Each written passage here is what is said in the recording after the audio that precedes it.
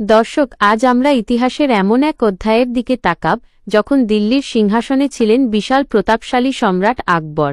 তার দিগ্বিজয়ী সেনাদল যখন একে গ্রাস করছিল ভারতবর্ষের প্রতিটি স্বাধীন রাজ্যকে, তখনও একটি ভূমি মাথা নোয়ায়নি। সেই ভূমি আমাদের প্রিয় বাংলা।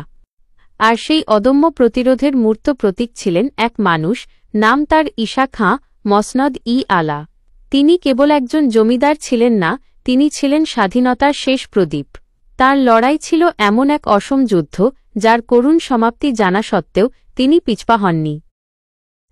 ঈশা খাঁরও জন্মগত পরিচয় ছিল রাজকীয়, কিন্তু নিয়তির পরিহাসে তার শৈশব কাটে চরম অনিশ্চয়তায়।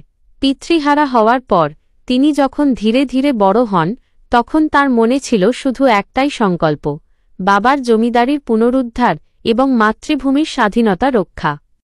অল্পদিনের মধ্যেই তিনি তার অসাধারণ সাহস, প্রজ্ঞা আর সাংগঠনিক শক্তি দিয়ে বাংলার স্বাধীনচেতা জমিদারদের অর্থাৎ 12 ভূঁইয়াদের এক ছাতার নিচে নিয়ে আসেন।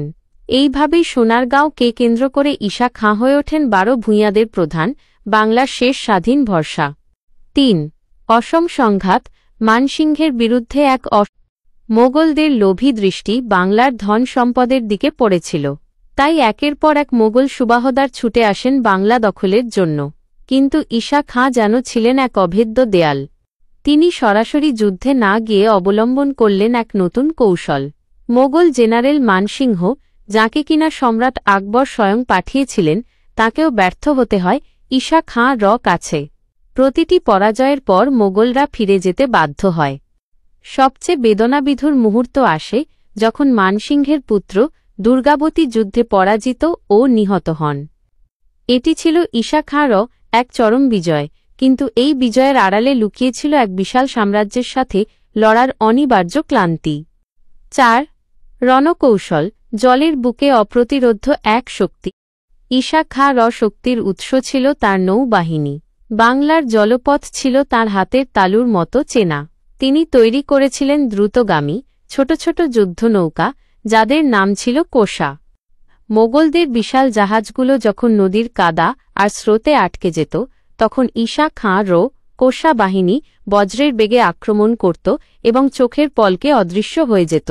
তিনি জলের বুকে এতই অপ্রতিরোধ্য ছিলেন যে মোগল সম্রাট আকবরও একসময় বুঝতে পারেন বাংলা জয় করা সহজ নয়। তাই চরম পরাজয়ের পথে না গিয়ে ঈশা খাঁ কূটনৈতিক পথ ধরেন। তিনি মোগলদের সঙ্গে এক সম্মানজনক চুক্তি করেন, যা তাঁকে কার্যত মৃত্যুর আগ পর্যন্ত স্বাধীনভাবেই শাসন করার সুযোগ দেয়। এটি ছিল তলোয়ারের চেয়েও শক্তিশালী এক বুদ্ধির জয়। ৫. শেষ শ্রদ্ধা। শেষ হয়েও শেষ হল না যে গল্প। 1599 খ্রিস্টাব্দে এই মহান যোদ্ধার জীবনাবসান ঘটে।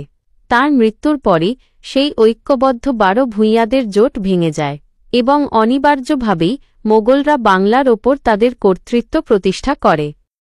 ঈশা খাঁর সাথে সাথেই বাংলার স্বাধীনতা সূর্য একরকম অস্তমিত হয়। কিন্তু এই বীর গাথা কি সত্যিই শেষ হয়েছে? তার প্রতিষ্ঠিত জঙ্গলবাড়ি দুর্গ এবং সোনারগাঁও আজও তার অদম্য সাহস আর মাতৃভূমির প্রতি গভীর ভালোবাসার নীরব সাক্ষী হয়ে দাঁড়িয়ে আছে। ঈশা খাঁ আমাদের শিখিয়ে গেছেন, শক্তি সবসময় আকার বা সংখ্যার ওপর নির্ভর করে না, তা নির্ভর করে সাহস, বুদ্ধি আর আত্মমর্যাদার ওপর। তিনি চিরকাল আমাদের হৃদয়ে এক অজেয় বীর হিসেবে অমর হয়ে থাকবেন।